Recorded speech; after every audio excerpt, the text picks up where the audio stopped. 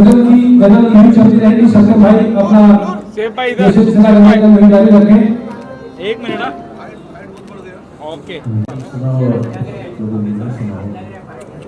तो गजल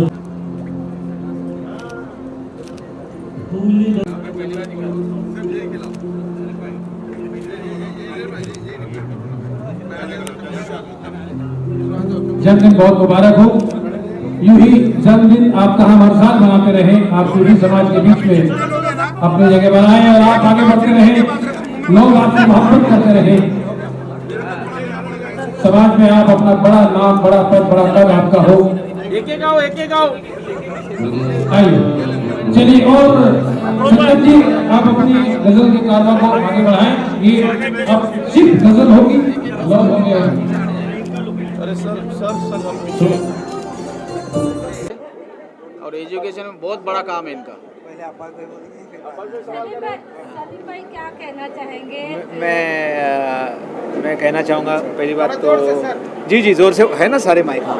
मैं आज सलीम भाई के जो साथी हैं, सलीम भाई की कंपनी के जो लोग हैं, सलीम भाई के जो रिश्तेदार हैं, उन्होंने आज सलीम भाई के बर्थडे के मौके पर हम सब लोगों को यहाँ पर मदऊ किया है कि हम उनको बर्थडे की मुबारकबाद दें, उनके अच्छे मुस्तकबिल के लिए, अच्छे फ्यूचर के लिए उनको मुबारकबाद दें और उनके लिए नेक ख्वाहिशात का इज़हार करें। और इसीलिए आज हम तमाम लोग यहाँ जमा हुए थे और केक काटा गया और उसके बाद तमाम लोगों ने खाना खाया। ये भी आप लोगों ने भी खाना खाया होगा और जिन साथियों ने मीडिया के नहीं खाना खाया है वो लोग खाना खा लें। बहुत ही अच्छा खाना है और मिठाइयाँ भी है और आइसक्रीम भी है।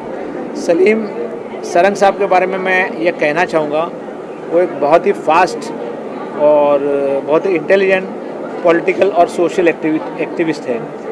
पॉलिटिकल तो वो है ही, लेकिन वो सोशल एक्टिविस्ट भी हैं। उन्होंने बहुत कम टाइम में बहुत अच्छा समाज का काम किया है और आज वो एनसीपी अजीत दादा पवार के गुट के उनका शुमार जो है अच्छे मुस्लिम नेताओं में होता है। हम लोग उनके लिए नेक ख्वाहिशात का इज़हार करते हैं। उनके लिए नेक ख्वाहिशात का इज़हार करते हैं। मैं तो ये कहूँगा, मैंने सलीम भाई को जब मैंने केक खिला रहा था मैं उनको, तो मैंने ये कहा कि सलीम भाई हम लोग ये चाहते हैं कि बहुत जल्द आप एमएलए बन जाए, एमएलए नहीं एमएलसी बन जाए। एमएलए तो का इलेक्शन तो अभी 5 साल के बाद होगा। ये मेरी तरफ से मैंने उनको दुआएं दी हैं। और यहाँ पर हमारे साथ में जो हैं दिलावर चौगले साहब हैं और दूसरे एक जो व्यक्ति हैं, आपका थोड़ा सा ये इनके इनका नाम बताओ, इनको नाम बताओ। शहाबुद्दीन चौधरी साहब हैं। उनके साहबजादे अभी लास्ट ईयर सिविल सर्विसेज में कामयाब हुए हैं, वो भी यहाँ पर हैं, वो अभी खाना खा रहे हैं। 2 मिनट बाद उनको भी बुलाते हैं, तो उनसे भी आप लोग 2 मिनट बात कीजिए। मैं फिर एक बार सलीम सरंग साहब को मुबारकबाद देता हूँ उनकी बर्थडे पर। उनका कितना बर्थडे है मैंने नहीं पूछा और पूछना भी नहीं चाहिए।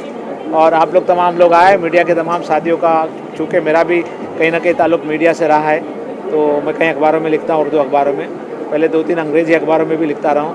आप लोगों का बहुत बहुत शुक्रिया। मैं अब दिलावर भाई से क्या कहना चाहिए। आज मुंबई शहर के कद्दावर लीडर अजीत पवार गुट के महाराष्ट्र के उपाध्यक्ष हमारे लोकप्रिय सलीम सारंग साहब मेरे प्रिय मित्र भी है, मेरे छोटे भाई भी है और उन्होंने आज उनका सालगिरह है, उनको बहुत बहुत मुबारकबाद देता हूँ। एक महाराष्ट्र शहर में अभी 2 धमाके हुए। एक धमाका तो जो हमारी गवर्नमेंट आई है अभी महायुति की, दूसरा धमाका जो है अभी थोड़े दिन में होने वाला है, जो सलीम सारंग साहब को बहुत अच्छी पोस्ट के लिए हम लोग पूरा कोशिश करेंगे, जद्दोजहद करेंगे। पूरे महाराष्ट्र लेवल पे, पूरे मुंबई लेवल पे हम लोग इनके साथ में खड़े हैं। और सलीम सारंग साहब, मैं बीजेपी से हूँ, सलीम सारंग साहब अजीत पवार गुट से है, तो हम लोग मिल के महाराष्ट्र के जनता की सेवा करेंगे। फिर एक बार मैं तहे दिल से चौगुले फैमिली की तरफ से, बीजेपी परिवार की तरफ से, मेरे दोस्त अहबाब की तरफ से सलीम सारंग साहब को बहुत बहुत मुबारकबाद देता हूँ। और कुछ पूछना चाहते पूछो, आप मुबारकबाद दीजिए ना। सर आपने पॉलिटिकल बोला, बट वो समाज का कार्य में जो है, समाज से वो बहुत निचले स्तर तक जा करके करते हैं, एक एक लोगों का वो ध्यान रखते हैं। और कोरोना काल में भी उन्होंने बहुत ऐसे काम किए जिसकी तारीफ अपन नहीं कर सकते। आपके सवाल का मैं जवाब जरूर दूंगा, क्योंकि हम लोग अभी 15 दिन पहला परभनी साथ में गए थे। कंटिन्यू हमारे एक कॉलेज का भूमि पूजन था, बहुत बड़ा कॉलेज का हुआ भूमि पूजन सलीम सारंग साहब के हाथों से हुआ, और वहाँ से उनको कम से कम मेरे सामने 100 कॉल आए लोगों के भीड़ से कि साहब आपको हमारे यहाँ भीड़ में आना है। तो इनकी लोकप्रियता बहुत अच्छी लोकप्रियता है, बहुत अच्छा समाज का काम भी करते हैं, बहुत अच्छा पार्टी का काम भी करते हैं, और सारे गरीब से गरीब लोगों को लेके आप चलते हैं। उनके मन में जरा भी घमंड नहीं है। अपनी समाज सेवा के सब जमीन से जुड़े हुए नेता है। फास्ट राजनीति में आगे बढ़े हैं ना। जमीन से या इंटरव्यू दिया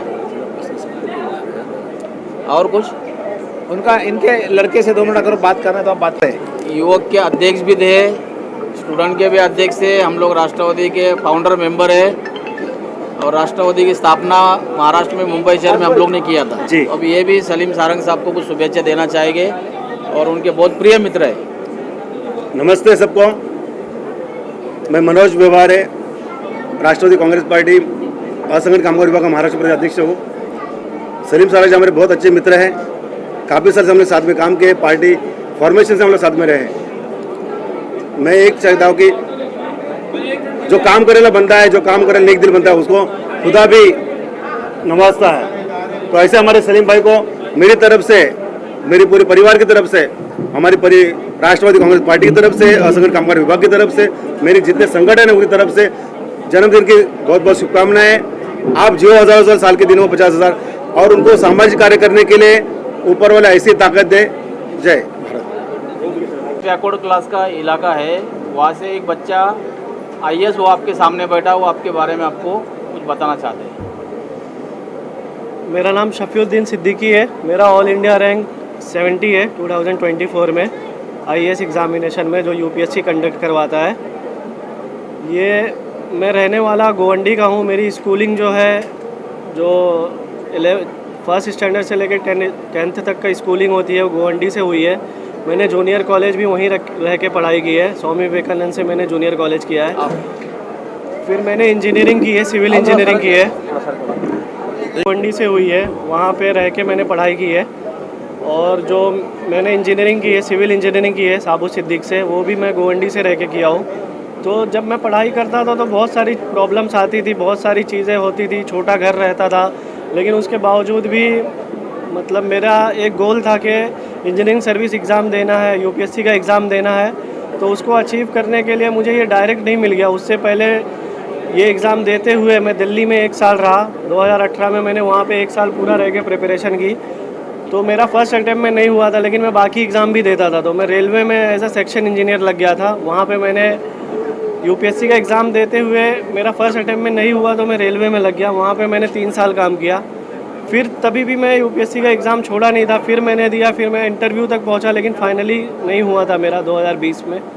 फिर मैंने MPSC का एग्ज़ाम होता है, महाराष्ट्र पब्लिक सर्विस कमीशन का, वो एग्ज़ाम दे के मैं क्लास 1 ऑफिसर बना। फिर भी मुझे मतलब मेरा गोल था कि मैं UPSC क्रैक करूँ। फिर मैंने 2023 में दिया, तो मेरी 126 रैंक आई 2023 में UPSC में। और फिर मैं 24 में दिया, फिर मेरी 70 रैंक आई 24 में। तो कंटिन्यू जो मुझे डिपार्टमेंट चाहिए था, जो मुझे चीज़ चाहिए थी, वो फाइनली मैंने अचीव कर ली। तो ये मेरी देना चाहेंगे, क्योंकि आप बहुत जो है एक जी जी उन्हीं को लोग बदनाम करते हैं, लेकिन आप वहीं से एक हीरा बन के निकले हैं। इसका जो श्रेय है पूरा, ये तो मेरे पेरेंट्स को और जो मेरे टीचर हैं, मेरे दोस्त हैं, उनका बहुत ज़्यादा सपोर्ट रहा है पूरी जर्नी में। 1-2 साल की तो जर्नी रही नहीं है, ये 4-5 साल की जर्नी थी। तो उसमें जो वालिदैन है, इनका बहुत सपोर्ट रहा, टीचरों का, दोस्तों का सपोर्ट था इसके अंदर, और NGOs थे, उनका सपोर्ट था। फाइनेंशियली इतना वो नहीं थी, कंडीशन उतनी सही नहीं थी, तो बहुत सारे लोगों का सपोर्ट था इसमें। और गोवंडी में बोला जाता है कि वो एरिया गोवंडी, मानपुर, शिवाजी नगर का एरिया, वहाँ पे टैलेंट नहीं है। मतलब ऐसा शो किया जाता है कि वहाँ पे जो है वो मतलब एक कम्युनिटी को टारगेट करके बताया जाता है, लेकिन ऐसा नहीं है। टारगेट बहुत है, लेकिन वो चैनलाइज नहीं है, उनको डायरेक्शन नहीं पता है। लेकिन टैलेंटेड तो वहाँ पे बहुत है। वहाँ के जो बच्चे हैं, उनमें जो डेयरिंग है वो बाकी लोगों में नहीं है। वहाँ जो रिस्क लेने की एबिलिटी है, वहाँ के जो लड़के हैं या लड़कियाँ अभी तो पढ़ भी रहे हैं, अभी लड़कियाँ बहुत अच्छा पढ़ रही हैं वहाँ पे, बच्चे भी पढ़ रहे हैं। तो वहाँ पे एबिलिटी है, सब कुछ कर सकते हो, बस उनको थोड़ा एक मोटिवेट किया जाए और एक डायरेक्शन दिया जाए तो रिजल्ट वहाँ से भी आएगा। जैसे बाकी जगह से आता है वैसे वहाँ से भी आएगा। कोई डिफरेंस नहीं है बाकी बच्चों में और वहाँ के बच्चों में। सर अभी IAS, IPS, IRS कहाँ ज्वाइन हो गए? अभी मेरी ट्रेनिंग चल रही है, फिर ट्रेनिंग के बाद डिसाइड होता है। सर गोवंडी का जो यंग लड़का है जो पढ़ाई कर रहे हैं उनको किस तरह से आप मार्गदर्शन करना चाहेंगे, क्या संदेश देना चाहेंगे? मैं जितने भी बच्चे हैं बच्चियां हैं गोवंडी के जो भी स्टूडेंट है अभी पढ़ रहे हैं उनको मैं बोलूँगा एक अपना आप गोल सेट कीजिए कि जो क्या करना है। गवर्नमेंट की तरफ आप अपना वो करो, रुझान गवर्नमेंट इसकी तरफ सर्विस की तरफ लो कि गवर्नमेंट में इसको बहुत ज़्यादा बढ़ जाता है। प्राइवेट तो आप जॉब कर ही सकते हो लेकिन गवर्नमेंट पे आके आपके पास बहुत ज़्यादा पावर आ जाती है, बहुत ज़्यादा लोगों के लिए कुछ कर सकते हो आप। तो ये थोड़ा ये सोच इस तरह इस डायरेक्शन में सोचना पड़ेगा कि लोगों के लिए कुछ किया जा सकता है इसमें। तो गवर्नमेंट जॉब की तरफ या गवर्नमेंट सर्विस की तरफ में जो हमारे यंग हैं स्टूडेंट्स उनको मोटिवेट करूँगा कि इसको शिफ्ट करो, प्राइवेट से गवर्नमेंट सर्विस की तरफ शिफ्ट करो। अभी आप जो है गोवंडी इलाके से आप आते हैं जो काफ़ी पसमानदा है, बैकवर्ड समझा जाता है, ऐसे जगह से आप IAS बने, तो ऐसी सूरत में वो जो मसाइल आपको पता है उन मसाइल को हल करने के लिए आप क्या नई चीज़ लेकर आए? देखिए मसाइल तो सबसे बड़ा यही है वहाँ का इन्वायरमेंट थोड़ा एजुकेशन वाला नहीं है। तो लोगों को अगर अच्छे से गाइडेंस दी जाए और लोग कर ही रहे हैं वहाँ पे जो लोकल लोग हैं वो मिलके, अभी तो चेंजेस आ रहा है धीरे धीरे। तो गाइडेंस अगर अच्छे से स्टूडेंट को दिया जाए तो कर लेंगे वो भी। इतना सर कितना चैलेंजिंग रहा है आपके जीवन में वहाँ पर गोवंडी में? चैलेंजिंग तो बहुत रहा लेकिन मैं कंटिन्यू लगा रहा उसके पीछे। एक चीज़ मिली तो उसको पकड़ के उसमें रह के रेलवे में रह के फिर मैंने तैयारी की, फिर मैंने महाराष्ट्र पब्लिक सर्विस कमीशन का एग्ज़ाम दिया, उसमें रह के तैयारी की। तो एक लंबी जर्नी है, बहुत चैलेंजिंग था लेकिन इसको अचीव करना बहुत मुश्किल नहीं था। पढ़ाई कितने घंटे की होती थी? स्टार्टिंग में पढ़ाई बहुत लंबी टाइम की होती थी, 12-10 घंटे की होती थी, लेकिन एक बार पूरा सिलेबस कवर होने के बाद सब कुछ होने के बाद 6-8 घंटे में भी हो जाता था। जॉब में रह के भी प्रिपरेशन हो सकता है। सर आज खुशी के मौके पर सलीम सारंग जी का जन्मदिन है और जी, आज आप यहाँ पर आए हुए हैं चीफ गेस्ट और सत्कार भी हुआ है आपका, सलीम जी ने किया है, किस तरह से उनको शुभेच्छा देना चाहेंगे? मैं तो बहुत खुश हूँ। मतलब ये हमारी मुलाकात पहले एक स्कूल में हो चुकी है, एक स्कूल में हम दोनों मिले थे। तो ये बच्चों के लिए बुक्स लेके आए थे, पेन पेंसिल्स लेके आए थे। तो ये देख के मुझे बहुत अच्छा लगा कि मतलब एक किसी को बुलाया गया है तो लोगों को मेरे ख्याल से 400 बुक्स लेके आए थे आप, तो सबका डिस्ट्रीब्यूशन करवा मेरे हाथों से हुआ था वहाँ पर डिस्ट्रीब्यूशन। तो ऐसे मुझे लगता है कि ऐसा इनिशिएटिव ले रहे हैं। ये गोवंडी की बात कर रहा हूँ, हमारी मुलाकात गोवंडी में हुई थी, उसके बाद अब हो रही है। तो ये जो ऐसे छोटे छोटे इनिशिएटिव लेंगे, ग्राउंड पे कुछ काम करेंगे बच्चों के बीच में, तो बहुत अच्छा है। और मैं बहुत बहुत बधाई देना चाहता हूँ आपको ये जन्मदिन के मौके पर, बहुत अच्छा लगा क्या कहना मुझे। चाहेंगे? सर का ले लो जो है आज यहाँ पे आपको बधाई देने के लिए पहुँचा, किस तरह से लोगों का प्यार झलक रहा है आपके ऊपर? अभी लोगों का प्यार तो मैं आपको बताऊं कि ये लोगों के बोलने पे ये जन्मदिन सेलिब्रेट किया। मेरा कोई प्लान नहीं था आज से 2 दिन पहले कि मैं ये सेलिब्रेट करूं। मेरे जो लोग थे, चाहने वाले लोग पूरे महाराष्ट्र से, उनका प्रेशर बना कि नहीं यही वजह से हम आपसे मिल सकेंगे, आपके ये गेट टुगेदर होगा। उस वही रीज़न की वजह से मैंने ये बर्थडे सेलिब्रेशन रखा। और आप देखेंगे कि यहाँ पर लोग बीड़, हिंगोली, महाराष्ट्र के हर कोने से लोग आए, सोलापुर, और चाहने वाले लोग हर कोने से यहाँ पहुँचे हुए। और रही बात इनकी सर की, ये IAS बने, तो मैं इनके लिए बताऊँ कि हमारा मिशन ही एजुकेशन का है। मैं आपको बताऊँ, मैंने एक मुहिम छेड़ा हुआ है कि गवर्नमेंट की पॉलिसी है, एक ऐसी पॉलिसी है जो स्लम के लिए फिट नहीं बैठती हो। 20 लाख रुपया डिपॉजिट देना, एक एरिया, स्पेसिफिक एरिया है, और रीच एरिया के लिए जो एक हाई क्लास एरिया है उनके लिए वो ठीक बनती है, और हाई क्लास एजुकेशन के लिए ठीक बनती है। स्लम के लिए वो पॉलिसी नहीं बनती है। तो इलेक्शन से पहले हमने एजुकेशन मिनिस्टर से भी बात की थी कि स्लम की जो स्कूल है उनमें पॉलिसी में रियायत दिया जाए, और ऐसी रियायत दिया जाए कि स्लम के स्कूल को स्लम रिवैल्यूएशन जिस तरीके से हम कंस्ट्रक्शन में लाते हैं वैसे एजुकेशन में भी लाइए, वो पॉलिसी लाइए। तो उस पर अभी आने वाले वक्त पे हम काम करेंगे, और जितनी स्लम की स्कूल है उसको हम प्रमोट करने जा रहे हैं। अभी MLC देखा जा रहा है, हम अब MLC देखना चाह रहे हैं। इससे ऊपर मैं नहीं देख रही इससे हूँ, ऊपर आपके लोग देख रहे हैं। नहीं, लोगों का तो प्यार है, वो देखेंगे, वो MLA भी देखेंगे, आमदार भी देखेंगे। मैं चाहता हूं कि लोग मुझे समाज सेवक के नज़र से देखें, मैं समाज सेवक हूँ, मैं लोगों का सेवा करने आया हूँ, उसमें जात धर्म नहीं देख रहा हूँ। मुझे सबसे बड़ी तकलीफ जो है वो एक जात धर्म की पॉलिटिक्स। मैं चाहता हूँ कि हिंदुस्तान में और हमारे महाराष्ट्र में और गोवंडी जैसे स्पेसिफिक एरिया में यहाँ एजुकेशन की पॉलिटिक्स होनी चाहिए। कौन सा लीडर कितनी एजुकेशन को अपग्रेडेशन करता है उस पॉलिटिक्स पे बात होनी चाहिए। अगर सालों साल से एक ही आमदार और एक ही खासदार एक ही एरिया में आता है और वहाँ की अपलिफ्टमेंट एजुकेशन पे नहीं होती है तो फेलियर उस एमएलए की है, उस कॉरपोरेटर की है, उस खासदार की है।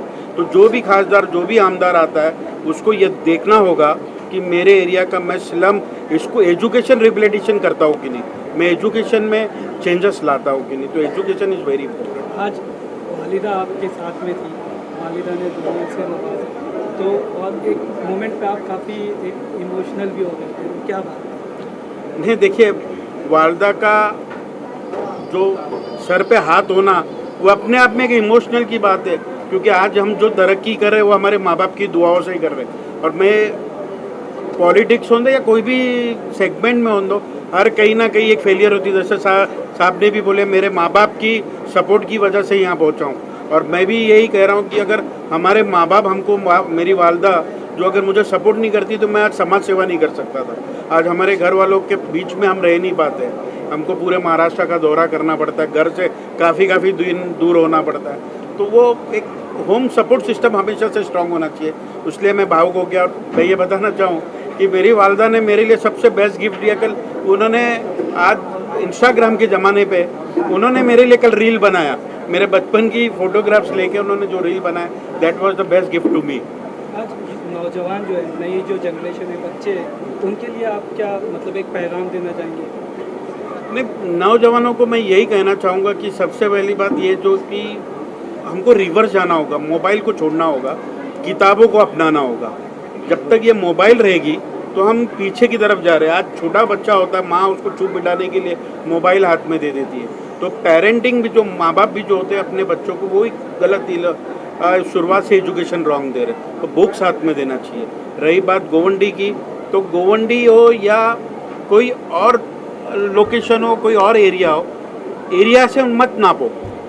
आप कोई भी सोसाइटी को एरिया से मत नापो, मजहब से मत नापो। ये देखेंगे कहाँ कई बार हमने ये सुना है कि कीचड़ में ही कमल खिलता है, फूल खिलता है। तो हमेशा से गोवंडी जैसे इलाके में काफ़ी पोटेंशियल छुपा हुआ है और हमको ढूंढना होगा, वो एक लीडरशिप को ढूंढना होगा।